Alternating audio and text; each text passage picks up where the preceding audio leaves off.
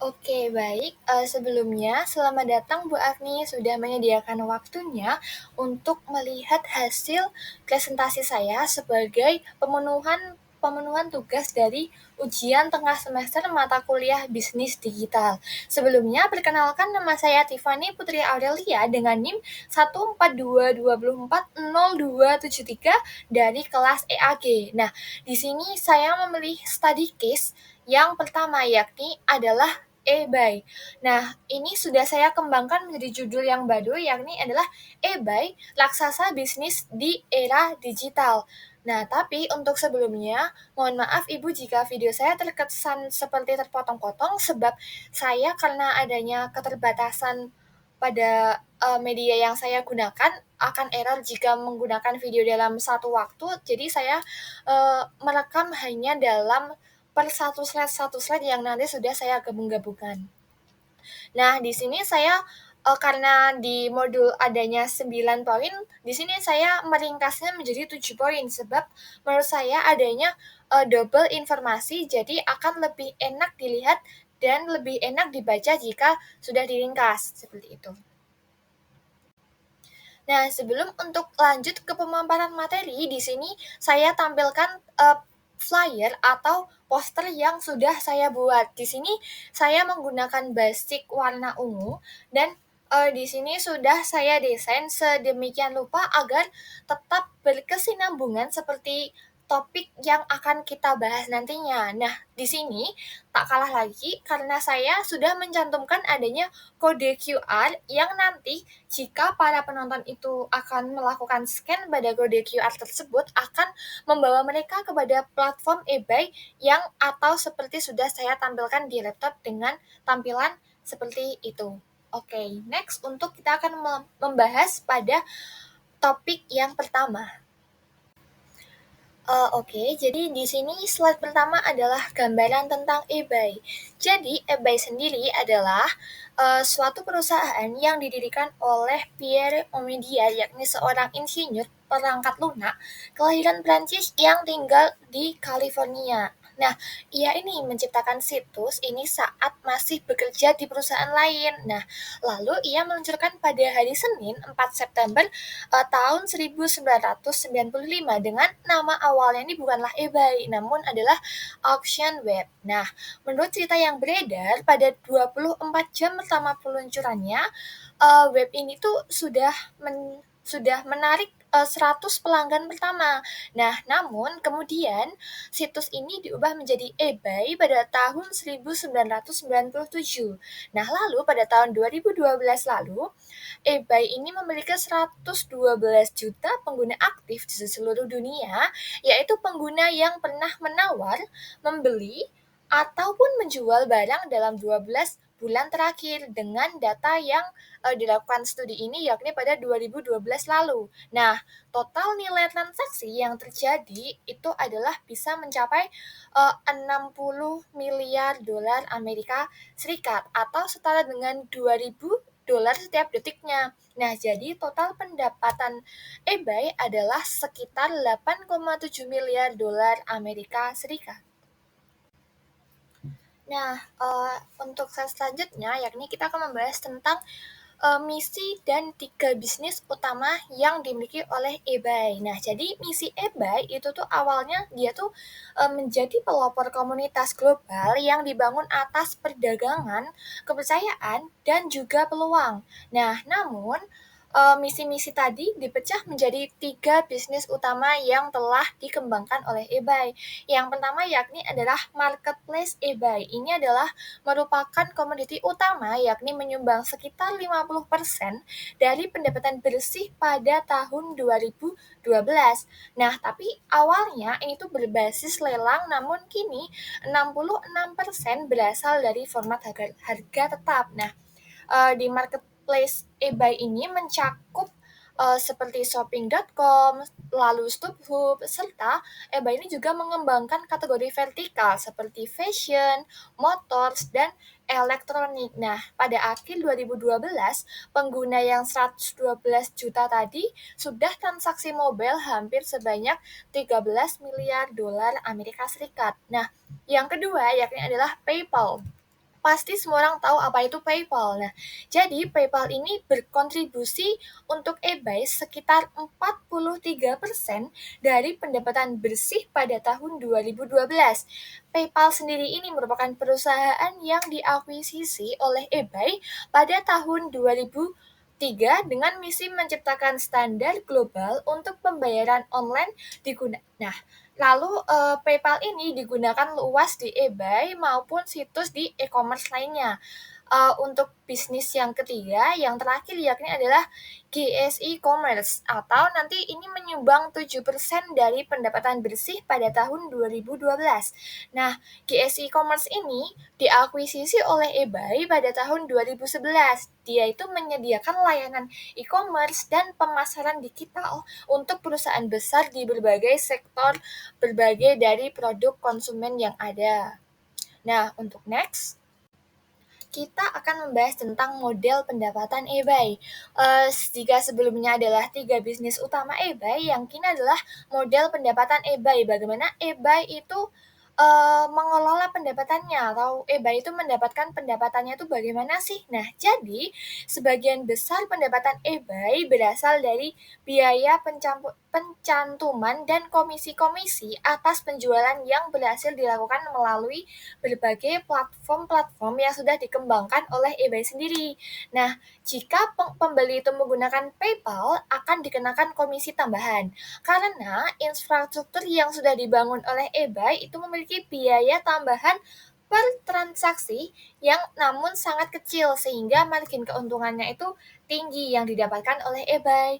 Nah, pendapatan dari iklan-iklan dan layanan non-transaksi hanya menyumbang bagian kecil saja dari total pendapatan eBay. Dan eBay itu memang menjaga agar proporsinya tetap kecil. Nah, namun layanan pemasaran dan lainnya tetap memberi kontribusi dengan angka yang signifikan, yakni sebesar 2 miliar US dollar pada tahun 2012.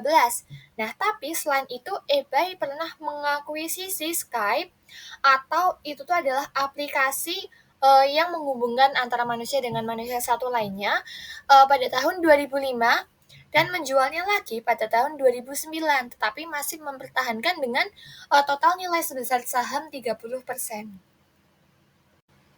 Nah, untuk yang selanjutnya, yakni kita akan membahas tentang proposisi atau value proposition atau nilai yang dimiliki oleh eBay. Nah, jadi marketplace eBay itu tuh sangat dikenal karena adanya layanan yang gratis, lalu memberikan para penggunanya nilai-nilai yang bisa mereka manfaatkan. Intinya mereka tuh memungkinkan penjual mencantumkan item untuk dijual melalui format lelang atau harga tetap yang nantinya para pembeli itu mempunyai kesempatan untuk menawar dan membeli barang yang menarik sesuai minat dan mereka. Nah, lalu di sini ada tentang nilai-nilai yang sudah eBay kembangkan. Untuk yang di sini ada 4, yakni untuk pembeli, eBay menawarkan adanya kepercayaan, lalu adanya nilai, adanya pilihan, dan yang terakhir adanya kenyamanan yang ditawarkan untuk pembeli.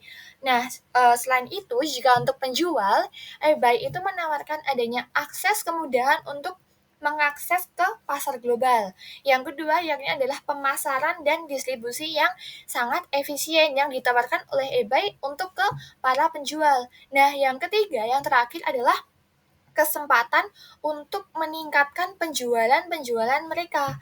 Nah, untuk terus meningkatkan aplikasinya, eBay ini pada 2007, eBay memperkenalkan adanya situs web Neighborhoods. Nah, apa sih Neighborhoods itu? Nah, jadi Neighborhoods sendiri eBay kembangkan untuk para pengguna-pengguna mereka untuk dapat mendiskusikan merek atau produk yang mereka minati bersama-sama. Nah, lalu pada Januari 2008, eBay juga mengumumkan adanya perubahan signifikan pada struktur bisnis marketplace eBay tersebut dalam 3 bidang utama, yakni adalah biaya struktur, insentif, dan standar penjual. Nah, yang terakhir adanya umpan balik. Mengapa? Nah, eBay ini tuh terus mengembangkan fitur-fiturnya agar tetap mereka itu bisa mempertahankan nilai-nilai atau proposisi yang bisa mereka saingkan dengan nanti platform-platform lain di luaran sana gitu. Next.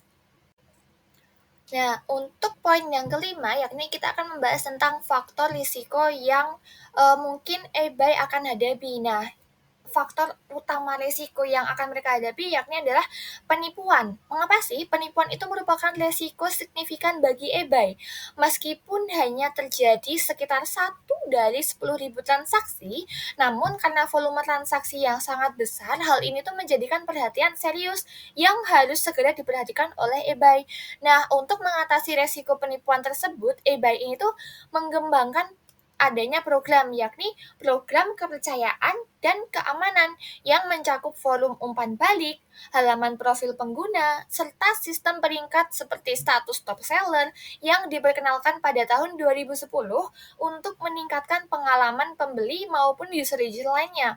Nah, eBay ini tuh juga menyediakan perlindungan bagi pembeli dan penjual. Karena apa? Karena tadi itu, karena adanya faktor risiko penipuan marak yang sangat tinggi. Nah, nantinya dalam laporan ke SIC tahun 2012, eBay itu menyatakan bahwa perubahan strategi di platformnya itu bertujuan untuk meningkatkan efisiensi dan kepercayaan para user. Nah, namun beberapa perubahan itu tuh menimbulkan ketidakpuasan di kalangan para penjual karena berpotensi memengaruhi ketersediaan dan permintaan barang di situs platform mereka. Next. Nah, memasuki poin yang selanjutnya yakni adalah kompetisi, yakni merupakan nilai-nilai atau yang nantinya eBay akan gunakan untuk menyaingi platform-platform di luar sana. Nah, eBay ini sudah mengajukan kepada SIC, namun sebelumnya akan saya jelaskan apa itu SIC. Jadi SIC merupakan Security and Exchange. Jadi dia itu adalah merupakan badan bursa di Amerika sana yang nantinya akan mengawasi perusahaan-perusahaan termasuk perusahaan besar seperti eBay sendiri. Nah, di sini saya sudah merangkum menjadi 8 poin-poin saja, namun di sini uh, saya akan memaparkan poin-poin aslinya yang ada pada modul. Nah, jadi apa aja sih yang sudah diajukan eBay kepada SIC? Jadi, uh, faktor kompetitif utama ada yang pertama merupakan kemampuan untuk menarik dan melibatkan pembeli serta penjual. Yang kedua ada volume transaksi dan harga serta pilihan barang. Yang ketiga adanya kepercayaan terhadap penjual dan transaksi. Yang keempat adanya layanan pelanggan. Dan yang terakhir adanya pengakuan merek. Nah, namun tadi faktor utama yang sudah diajukan ke SIC itu merupakan faktor-faktor yang eBay pikir itu tuh adalah belum sempurna. Nah, jadi eBay itu menambahkan faktor tambahan lainnya. Nah, yakni adalah kohesi komunitas, interaksi dan ukuran. Yang kedua adanya situs web atau aplikasi mobile, kemudahan pengguna dan aksesibilitas. Yang ketiga adanya kendalaan sistem. Yang keempat adanya kendala pengiriman. Yang kelima adalah tingkat pelayanan atau pengaduan. Dan yang terakhir adalah kualitas hasil pencarian. Nah, yang uh, sudah saya bilang tadi itu adalah nilai-nilai yang nantinya mungkin akan menjadi sebuah persaingan di dunia bisnis. Nah, lalu sebelum di era lelang online ini, pesaing utama di bidang barang koleksi adalah rumah lelang, toko barang bekas, dan toko amal. Nah, namun kini banyak dari mereka seperti yang sudah saya sebutkan tadi beradaptasi dengan menjual barang melalui eBay. Jadi, dengan adanya eBay, para pengusaha-pengusaha kecil tadi itu sangat terbantu. Bahkan organisasi amal besar seperti Oxfam itu tuh memanfaatkan eBay juga untuk menjual barang sumbangan yang bernilai dengan value yang sangat tinggi atau dengan harga yang sangat tinggi. Nah, lalu ada juga perusahaan besar seperti Vodafone itu tuh juga menggunakan platform eBay sebagai salah satu saluran distribusi untuk memasarkan produk tertentu. Nah, next. Untuk di pembahasan terakhir yakni adalah tujuan dan strategi yang dilakukan oleh eBay. Nah, jadi eBay ini memiliki 3 strategi yang akan mereka kembangkan. Nah, jadi strategi pertamanya adalah akuisisi. Akuisisi di sini adalah meningkatkan jumlah pengguna yang baru terdaftar di marketplace eBay. Jadi ya eBay itu tuh selalu mengusahakan agar orang-orang ini tuh tertarik untuk menggunakan eBay. Nah, nanti setelah mereka sudah mengakuisisi para pengguna atau user tadi, eBay akan menyarankan untuk aktivasi. Apa itu aktivasi? Jadi aktivasi merupakan meningkatkan jumlah pengguna terdaftar yang tadinya sudah diakuisisi menjadi member aktif, atau nanti mereka akan melakukan menjadi penawar aktif, lalu mereka menjadi pembeli aktif, atau bahkan jika mereka memiliki peluang, mereka akan menjadi orang penjual di eBay. Nah, nanti strategi yang terakhir adanya aktivitas. Nah, apa itu aktivitas yang dilakukan oleh eBay? Jadi eBay ini adalah meningkatkan volume dan nilai transaksi yang dilakukan oleh user-user aktif atau member aktif di marketplace eBay tadi. Nah, jadi eBay ini sangat dikatakan sangat pintar, yakni jadi seperti eBay melakukan akuisisi, lalu mereka akan mengaktifasi, dan nanti yang terakhir mereka akan memberikan layanan aktivitas yang lalu terus dikembangkan. Nah, lalu pertumbuhan marketplace eBay itu didorong oleh tiga pendekatan utama. Pertama, pendekatan eBay itu memperluas jumlah dan ukuran kategori di platformnya seperti barang antik, seni, buku, dan barang industri. Nah, yang kedua, eBay itu tuh memperkenalkan format transaksi baru atau termasuk peluncuran eBay Store dan format harga tetap beli sekarang atau buy now. Nah, serta mengakuisisi sejumlah perusahaan yang sudah saya sebutkan tadi seperti marketplace .me di Belanda dan Rank.com untuk memperluas jangkauan ke iklan baris dan penyewaan properti online. Nah, selain itu, eBay itu juga mengakuisisi StubHub yang sudah saya jelaskan pada poin bisnis utama tadi, untuk memperkuat pasar tiket online dan memiliki situs perbandingan shopping.com. Nah, yang terakhir, ketiga, pertumbuhan eBay juga dicapai dengan menyediakan penawaran yang disesuaikan secara lokal agar relevan dengan kebutuhan pasar di berbagai wilayah yang sudah dilokalisasi. Sebab mengapa? Sebab eBay ini tuh sudah melokalisasi banyak negara di Asia Tenggara maupun di Eropa atau maupun eh, di wilayah-wilayah sana atau di Amerika juga tersendiri. Nah, jadi eBay ini tuh terus mengembangkan platformnya agar semakin luas dan semakin mudah dijangkau oleh orang-orang maupun di luar Amerika Serikat sendiri. Nah, itu tadi merupakan poin-poin dari 9 poin yang sudah saya ubah menjadi 7 poin yang sudah saya rangkum, ringkas, dan analisis menjadi dalam bentuk PPT yang nantinya akan mempermudah bagi Bu Afni untuk melihat maupun teman-teman lain yang nantinya akan melihat hasil presentasi saya. Nah, akhirul kata, jika saya memiliki adanya kesalahan dalam pemilihan kata maupun gestur yang tidak mengenakan hati, mohon mohon dimaafkan. Sekian dari saya, Tiffany Aurelia, dengan NIM 142204023. Terima kasih sudah menyaksikan.